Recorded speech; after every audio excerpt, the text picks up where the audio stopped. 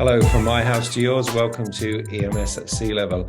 I am joined by economist Marco Annunziata to chat a little bit about how we see the economy in 2023 and how that might affect the manufacturing space.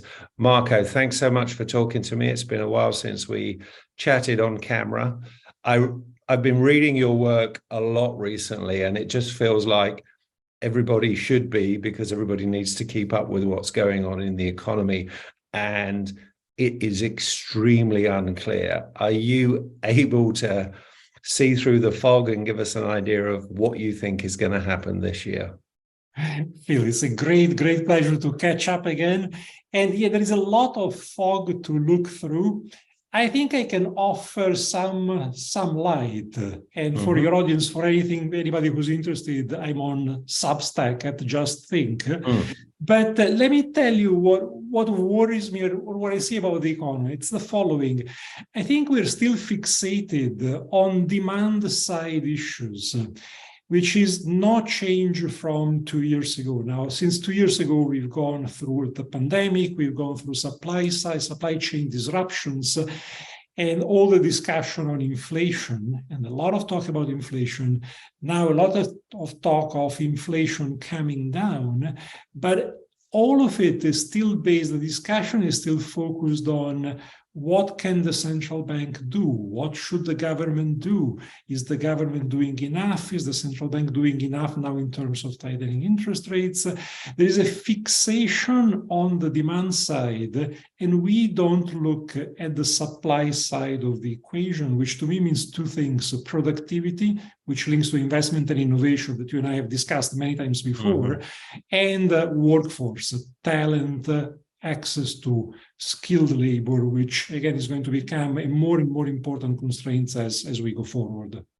Yeah, I think it's fascinating, and I think that's definitely true when I look at the general economy.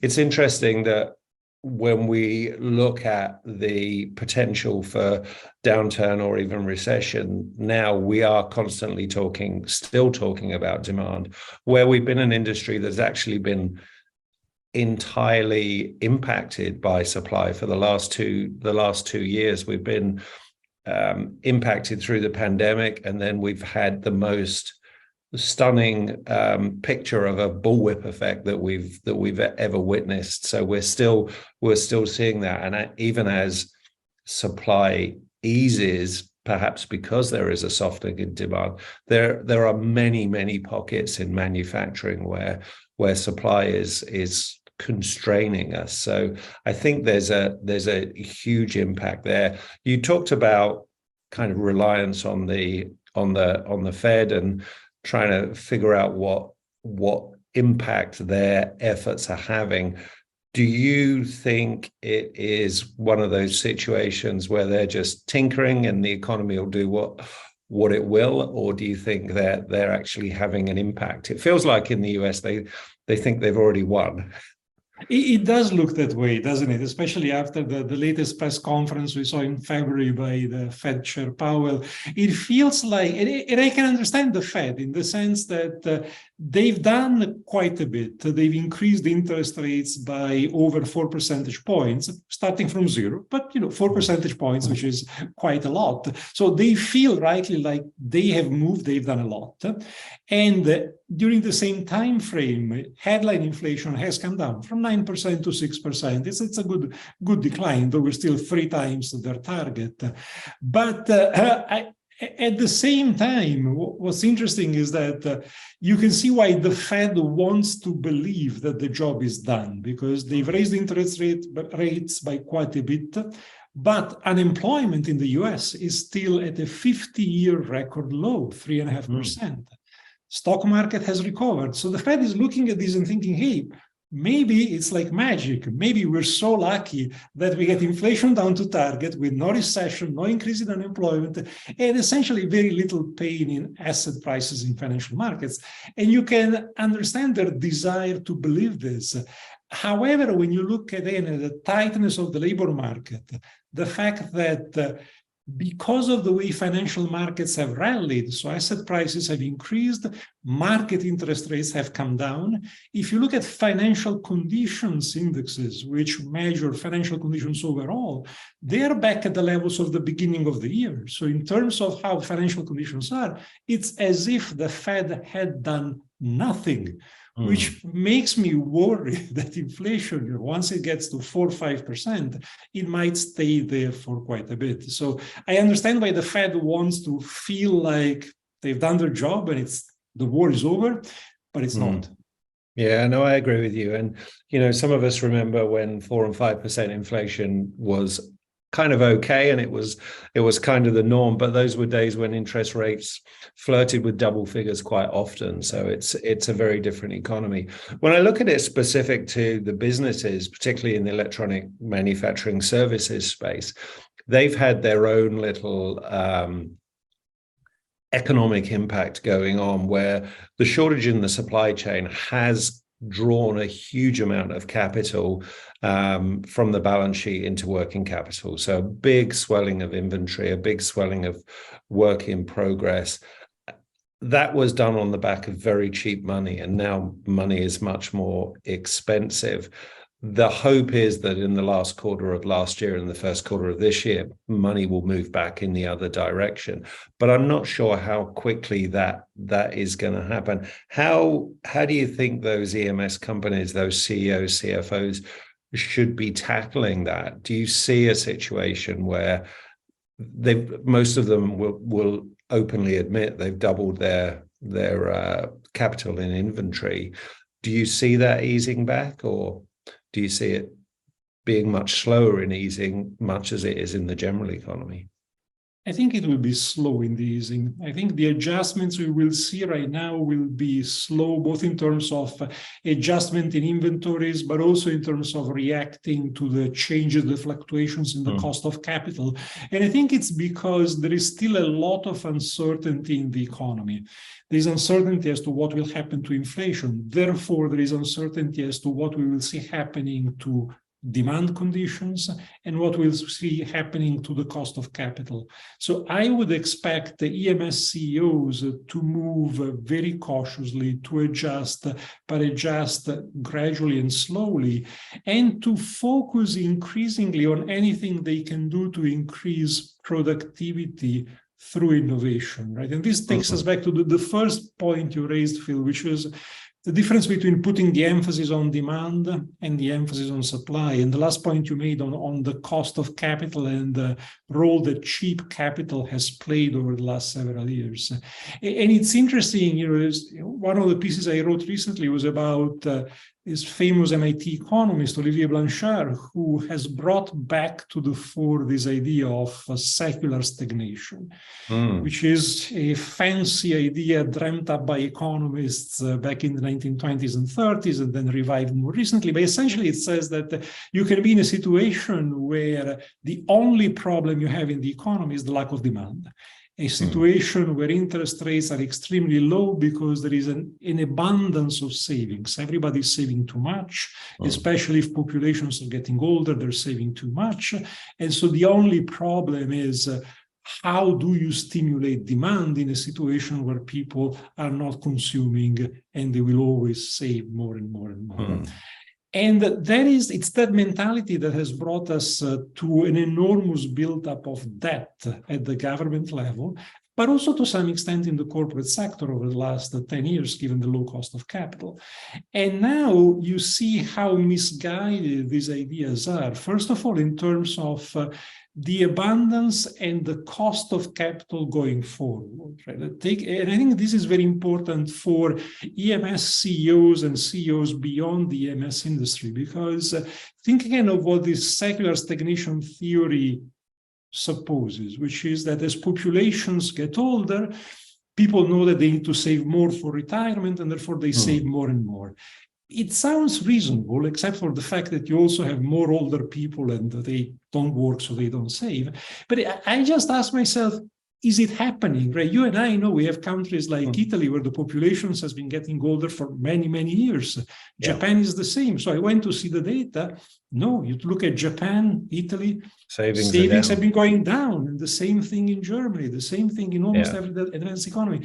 And if you move that forward, that means that companies in the EMS industry and beyond need to take into account that the cost of capital will likely be higher. The availability of capital will likely be more difficult to get.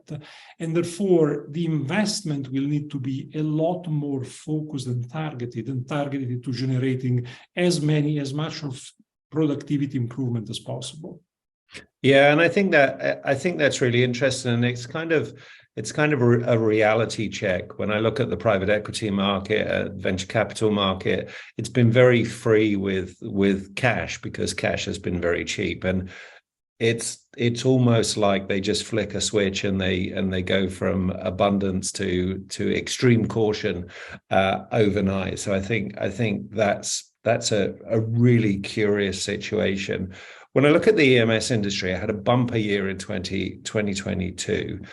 I spoke to a few CEOs in the last quarter and talked about softening demand. Not that many have seen it. Obviously, if they are seeing it, it's in very consumer-driven segments rather than any industrial segments, or certainly not in military aero kind of segments.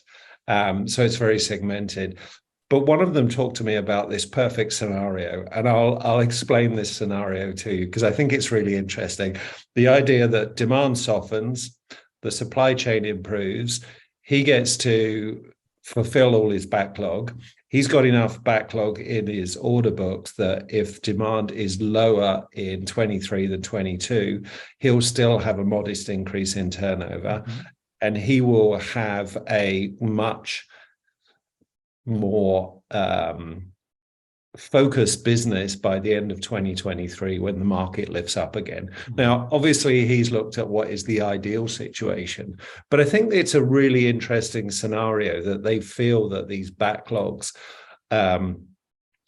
they give them confidence, but it also feels like something that many believe will see them through any potential downturn.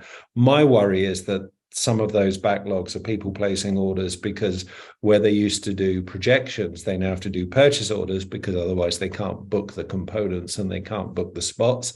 So there's that concern. And then the other concern is there a dangerous inventory overhang where they've paid 2-3x for inventory they couldn't get, and maybe that inventory is going to struggle to find its way into product because of either redundancy or because there's much cheaper inventory in the market. How do you see that inventory challenge playing out as that kind of bullwhip comes to the end?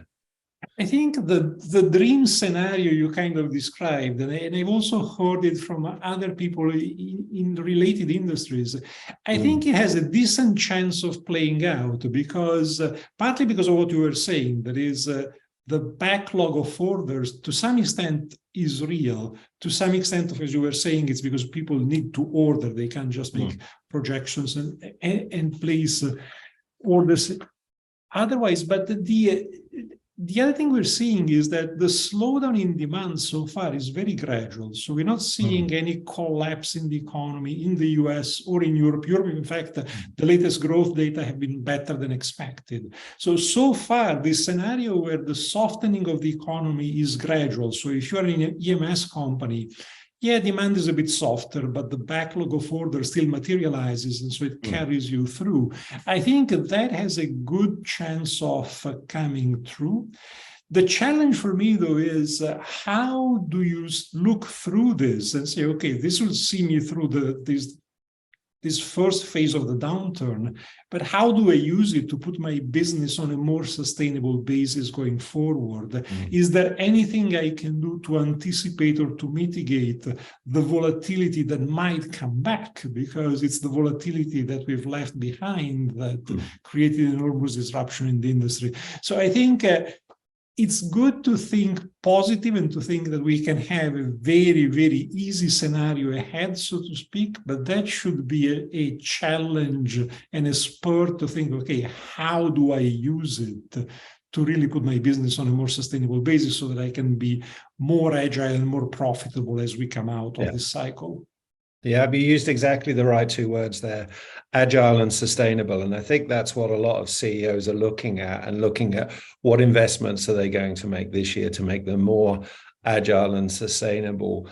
Meanwhile, there's geopolitical impact. There's a trend to perhaps shorter supply chains, which results in some reshoring. And there's a real concern that the brakes might be put on reshoring through talent problems. So we've seen some really strange hiring and firing in the last 6 months, particularly in Silicon Valley. So redundancies of a lot of 20 and 30 somethings on 6-figure salaries, that expect to have a kombucha bar and really good cappuccino and a fusible table wherever they work.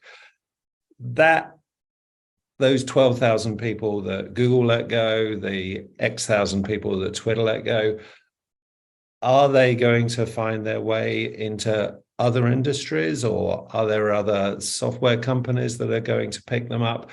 And will that have any correction in the labor market? Because when I talk to particularly smaller EMS guys and capital equipment guys, they're saying, well, we can't get the operator staff, the $40,000-$50,000 a year operators, but we can get, $130,000 software engineers. So there's really a mismatch in talent at the moment.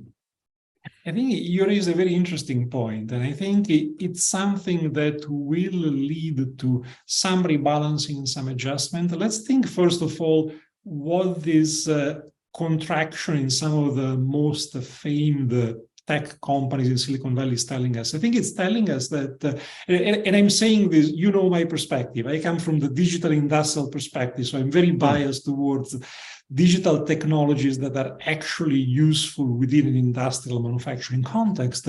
So my view is that we have finally realized that the companies like Google, like Facebook, Twitter, we've looked at them, we talked about them as tech companies. They are essentially media and advertising companies and little else. And they have the business model of a media company. And I think all of a sudden, with this contraction in capital that we've seen recently, investors have woken up to this reality. And so these are the companies, the big companies that no longer have the unlimited budget capacity and therefore have to let the people go. Now, this brings me back to the experience we had when I was with GE and we were trying to build a digital industrial business. One of the challenges we had is that for software talent, we could not compete with people like Google or Facebook. And I'm thinking, okay, companies that now are trying to bolster their software capabilities in the industrial world, now they have a shot. Now they have a chance of really picking up some software talent and bolstering their capability. And I think that is extremely, extremely positive for pushing this digital industrial innovation. What it will not do is the other point you were making, which is it will not help companies find the qualified skilled labor that they need for the classic manufacturing $50,000 a year position. And that is a bigger problem that unfortunately has been brewing for quite a while, and that companies still struggle to address this labor, this talent shortage, this skills gap. And it's something that eventually will be fixed with some adjustments in the education system, letting young people know that there are some fantastic job opportunities in these sectors, and giving them the right skills, and combining it with some more technological tools that can help workers learn more quickly on the job and can automate parts of the jobs. So it's going to be a combination of innovation on the work floor and innovation in the classroom that I think will help fix that part of the gap.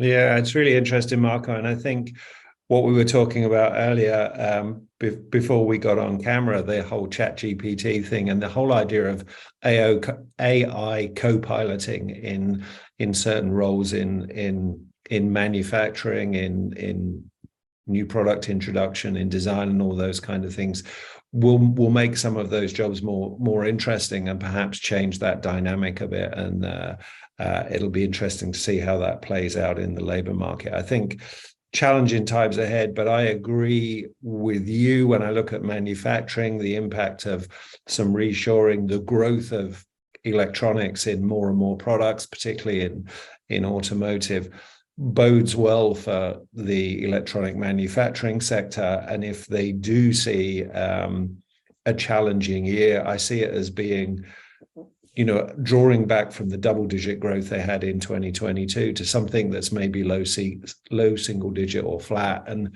I think most EMS CEOs and CFOs would be happy with that in 23.